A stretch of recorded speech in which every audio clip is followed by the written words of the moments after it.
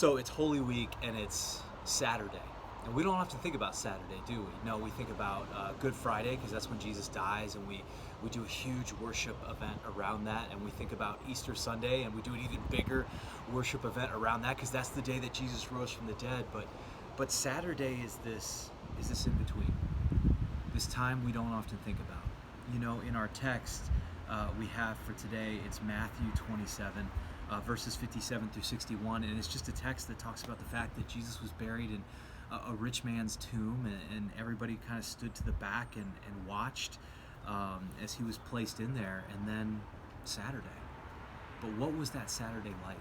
You know, I never really thought about that much, what that must have been like for the early disciples. I like probably most of you, kind of short circuit the story. I move right from Friday to Sunday, and I don't think about that in between. But I was struck by this song by one of my favorite worship teams, All Sons and Daughters. And they wrote this song called Buried in the Grave. And the whole idea behind the song was, what was that Saturday like?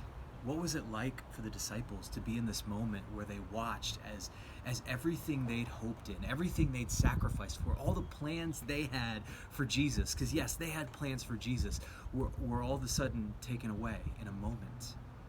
And now they were sitting in this in-between.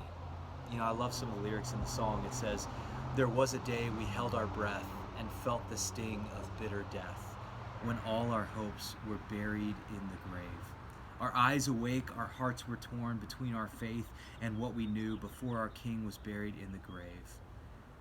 And grace was in the tension of everything we've lost, standing empty-handed, shattered by the cross.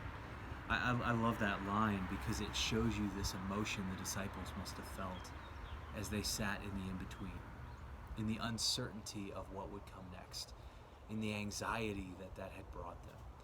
You know, and I think that's really fitting because we're kind of living in an in-between right now this Holy Week, aren't we? You know, nothing has been normal for the last several weeks, has it? And it all changed in a moment. And we've kind of gotten to this new normal in a way. Like, I think people have been working from home long enough, and we're familiar with the social distancing and all the restrictions that come around that. And we're starting to get familiar with this new normal, but this new normal doesn't really have necessarily like an end date, at least at the time I'm recording this for you, it doesn't. And so we're kind of in that boat the disciples were in on Saturday. We're wondering what comes next.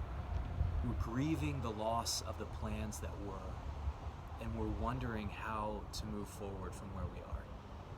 I love another line in this song. It says, all we knew was you said you'd come again. You'd raise up from the dead. See, I think on moments like a Saturday, what you do is you hold on to the promises that God has made. Because God always makes good on his promises. They don't always come about the way that we think they should. They don't always fit into the plans that we have. But God, in a glorious fashion, always makes good on his promises.